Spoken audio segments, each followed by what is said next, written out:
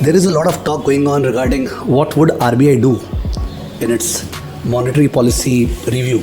Would it maintain the status quo, as in repo rate at 6.5%, and would it maintain the stance, that is withdrawal accommodation, or RBI would perhaps go to the neutral stance? Now, rather than mixing ourselves with this noise, I wanted to discuss some other thing, and that thing is, look at the way in which banks are struggling.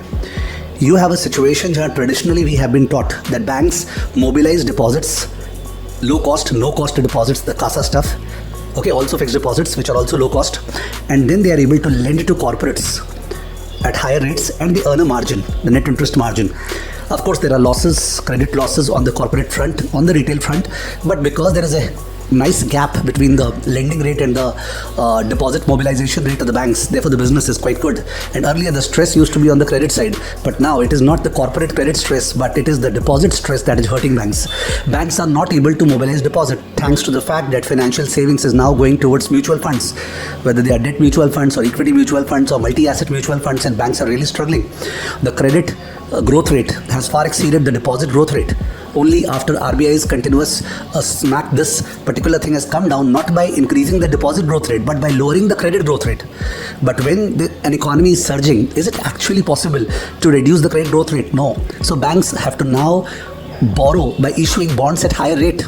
Banks are issuing certificate of deposits more or less around 10 or 12 times higher as compared to what they were doing around 5 years ago. Please, I need to repeat this figure. They are issuing certificate of deposits which are obviously low cost, which are obviously low maturity, as in 6 months, 3 months, and they are issuing it. The quantum is around 10 times of what they used to issue 5 years ago. Can you imagine this?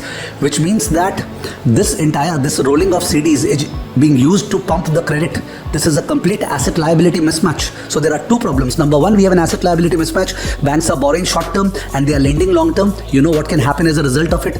One liquidity crisis and something worse will happen because their assets cannot be liquidated, but the CDs and all have to be repaid.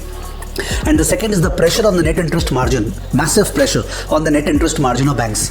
So we don't know what's the way out. I think one of the ways out is that, and today I think the Business Standard also reports the same, the way out is that RBI, the regulator, has to think about the CRR. Is it actually sensible and possible and realistic to keep the cash reserve ratio at the levels that we have? Because cash reserve ratio is definitely required. It's a prudential measure.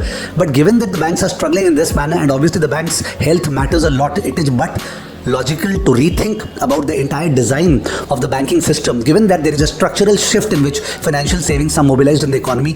Any serious student of finance should definitely think about this.